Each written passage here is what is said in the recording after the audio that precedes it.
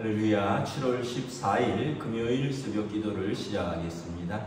사도신경으로 우리 신앙을 고백하시겠습니다. 나는 전능하신 아버지 하나님 천지의 창조주를 믿습니다. 나는 그의 유일하신 아들 우리 주 예수 그리스도를 믿습니다. 그는 성령으로 잉태되어 동정녀 마리아에게서 나시고 본디오 빌라도에게 고난을 받아 십자가에 못 박혀 죽으시고 장사된 지 사흘 만에 죽은 자 가운데서 다시 살아나셨으며 하늘에 오르시어 전능하신 아버지 하나님 우편에 앉아 계시다가 거기로부터 살아있는 자와 죽은 자를 심판하러 오십니다. 나는 성령을 믿으며 거룩한 공교회와 성도의 윤회와 죄를 용서받는 것과 몸의 부활과 영생을 믿습니다. 아멘. 찬송가 384장 찬양하시겠습니다. 384장입니다.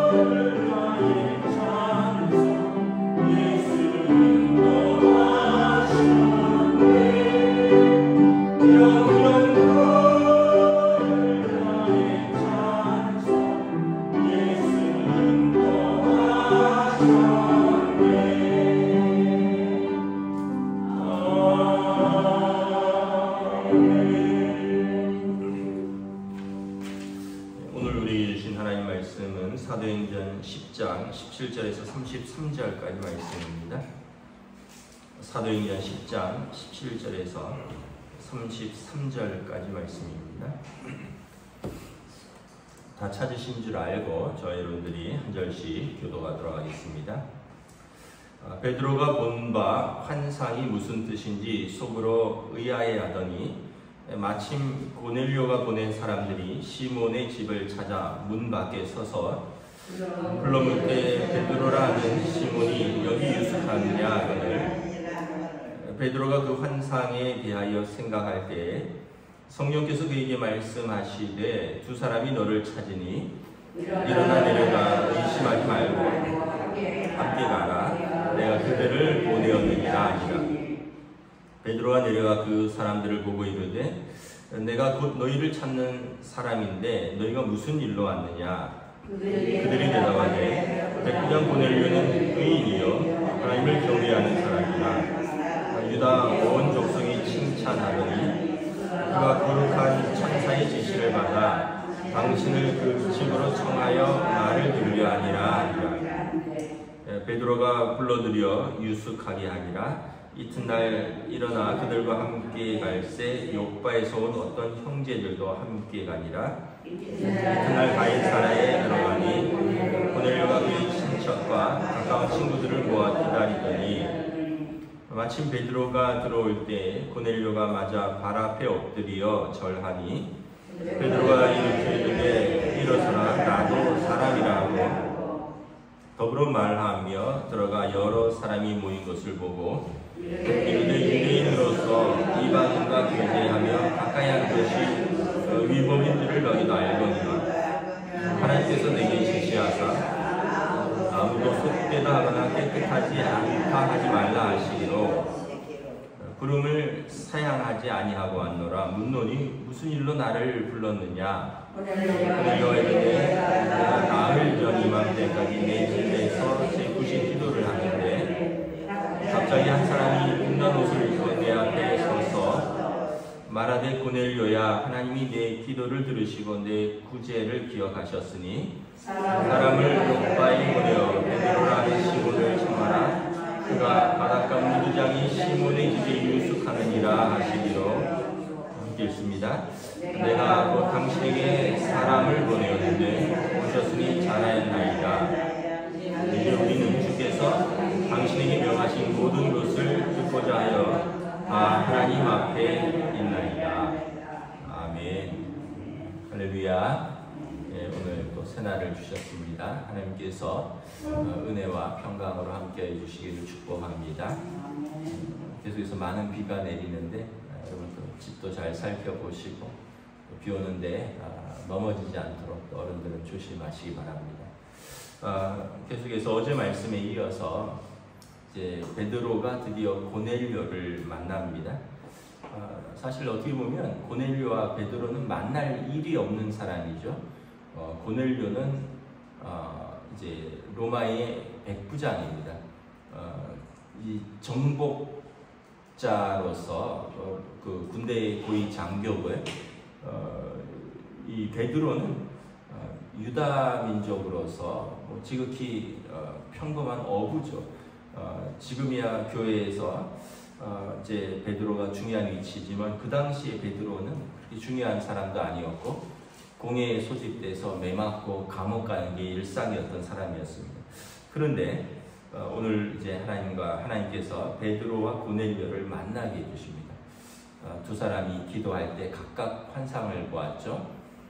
그래서 고넬료에게 베드로를 청하여 그에게 말씀을 들으라 했고 베드로는 여기 28절 보면 유대인으로서 이방인과 교제하는 것이 위법인 줄 안다. 그러니까 율법에 유대인은 이방인과 만나서 식탁 교제라든가 이런 걸 하지 않습니다.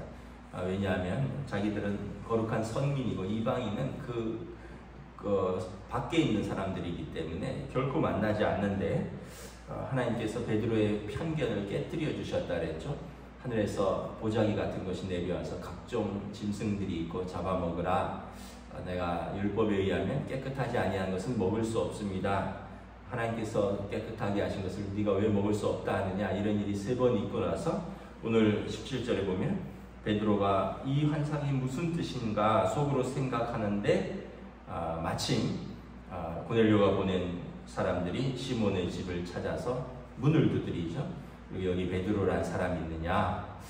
베드로가 이제 그때 성령께서 또 말씀하시죠. 두 사람이 너를 찾으니 일어난 의심하지 말고 함께 가라. 내가 그들을 보내었느니라.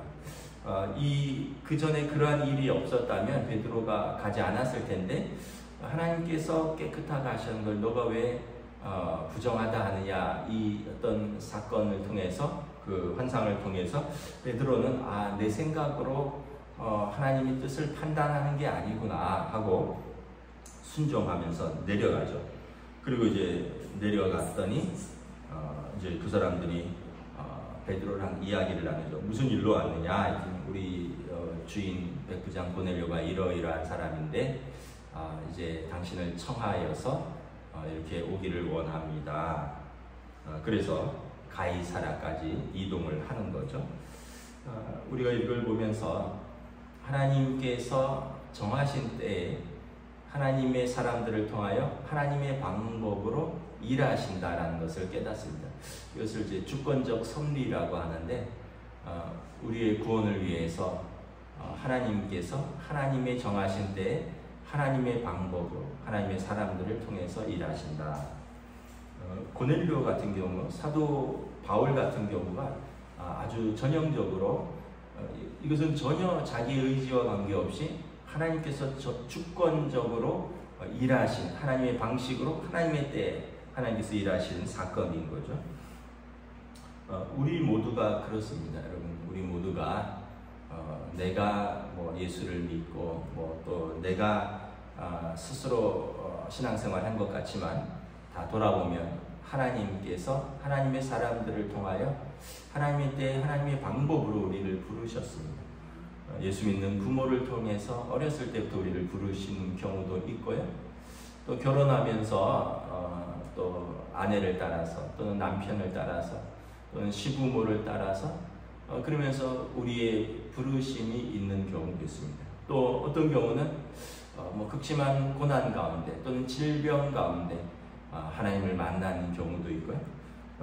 또 어떤 면에서 보면 이렇게 고넬료처럼 진리에 대한 그런 탐구, 구도자라 그러죠.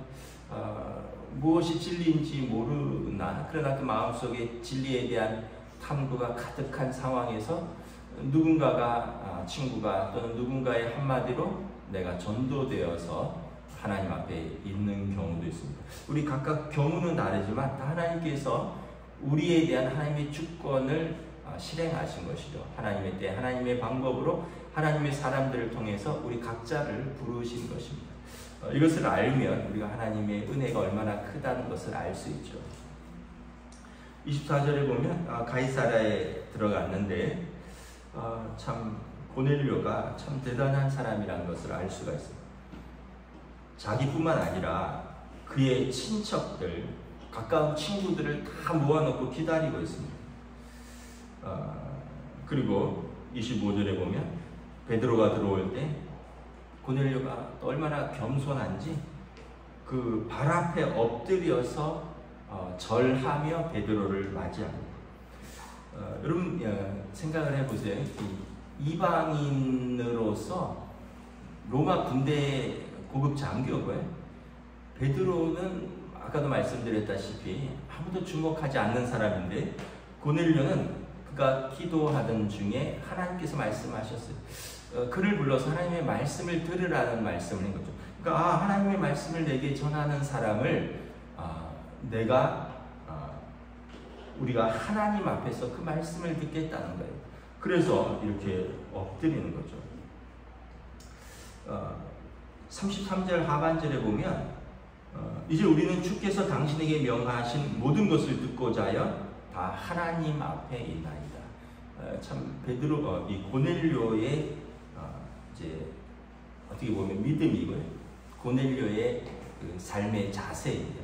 코람데오라고 하죠. 하나님 앞에 있다라는 뜻인데 고넬료는 그가 이방인 군대 장교이지만 그는 아마 하나님을 알고 하나님을 경외하는 사람이었고 그래서 하나님 앞에서 예배하기를 원했고 또 하나님의 말씀을 사모하는 사람이었습니다.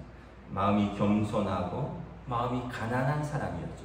그러니까 그가 베드로를 처음 보는데 베드로가 들어올 때 그의 앞에 절하며 영접한다는 거죠. 우리의 그 예배에 대한 두 가지 태도를 알 수가 있습니다. 첫째는 여러분 우리가 온 가족이 함께 예배 드리는 것, 이것이 오늘 고넬료의 집에서도 지금 일어나고 있습니다.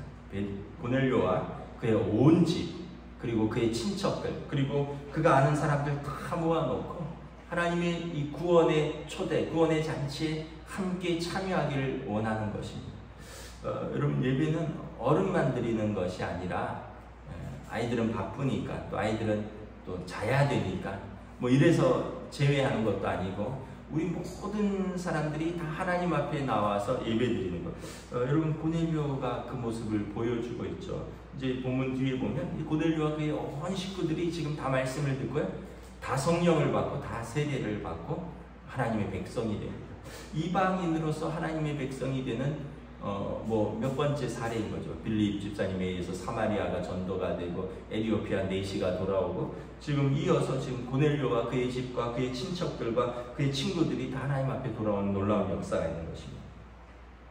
그래서 여러분, 우리가 드리는 세대 통합 예배에서 아이들 성가시다고, 아이들 귀찮다고, 아이들 때문에 방해받는다고, 또 아이들의 부모들이 또 여러 가지 복잡한 생각을 할 수도 있어요. 우리 아이들이 여기서 무슨 의미가 있을까?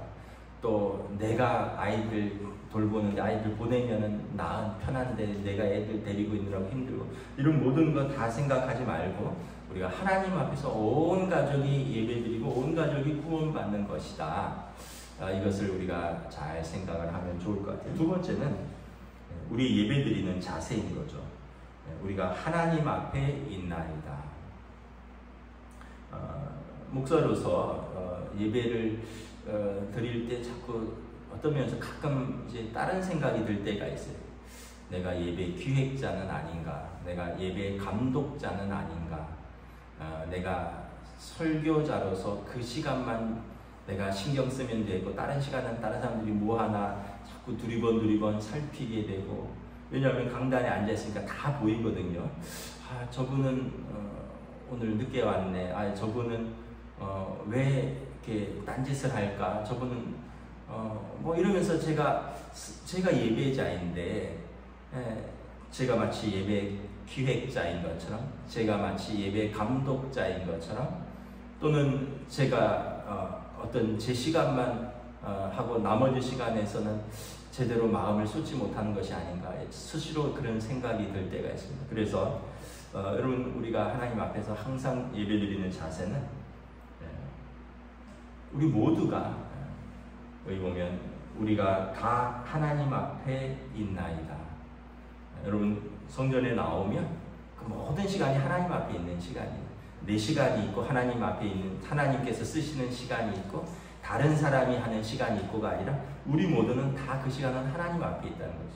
예배 시간에 딴짓하고, 예배 시간에 딴 생각하고, 또 딴 사람 하는 거 관람하고, 딴 사람 하는 거 감독하고, 내 거 끝났으니까 나는 예를 들면 찬양팀이 내 찬양 끝났으니까 이제 나는 끝이다. 나의 성가대 찬양 끝났으니까 이제 어떻게 좀 어떤 사람들은 어떻게 예배드리나 보자.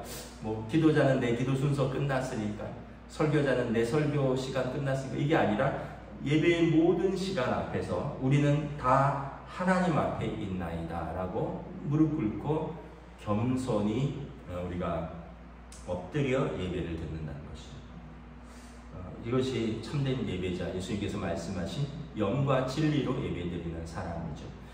고넬료는 영과 진리로 예배드리는 하나님이 찾는 사람이었습니다. 하나님이 그를 찾으셨고 그에게 진리의 말씀, 생명의 길을 보여주시는 것입니다. 그러면서 이제 베드로도 하나님께서 이런 사람을 예비하셨구나, 그러면서 자기 생각이 잘못됐다는 것을 고백합니다. 28절에 율법으로서 유대인과 이방인을 나누고, 그래서 유대인 외에는 할례도 없고 율법도 모르는 저들은 구원에 밖에 있는 사람인 줄 알았는데 하나님께서 이 사람을 이렇게 예비하셨구나, 누구도 속되다거나 깨끗하지 않다라고 함부로 판단하지 말라고 하셨구나, 그래서 내가 이 말씀에 순종하여 이곳에 왔노라. 베드로도 순종하고, 그리고 하나님 앞에서 그의 생각과 그의 경험과 그의 상식을 깨면서 그도 이제 말씀을 전하죠. 그러면서 30절에 이제 이런저런 이야기를 쭉 하는데, 다시 한번 고넬료가 어떤 사람인지를 설명합니다. 그는 22절에도 보면 그는 로마의 백부장이었고요, 하나님을 경외하는 사람이었습니다. 그래서 30절에 보면 기도할 때 이런 표현들이 나오고 고넬료는 의인이었습니다.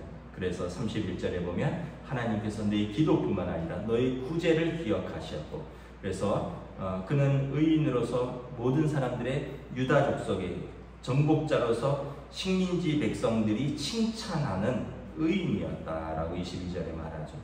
그리고 이제 오늘 내가 당신들 앞에서 하나님의 말씀을 듣고자 합니다. 그러면서 그가 이제 겸손하고 마음이 가난한 사람, 예수님께서 말씀하신 천국이 그의 것인 사람인 것입니다.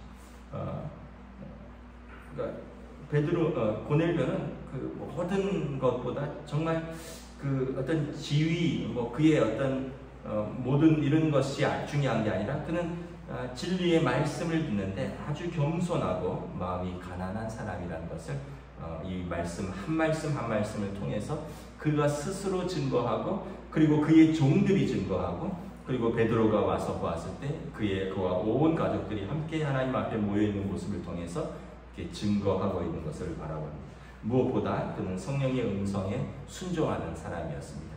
그 환상 가운데 사람을 보내었고 꼭 베드로를 올지도 안 올지도 모르는 베드로를 기다리면서 온 식구가 다 기다리고 환대하고 그 앞에서 말씀을 듣습니다.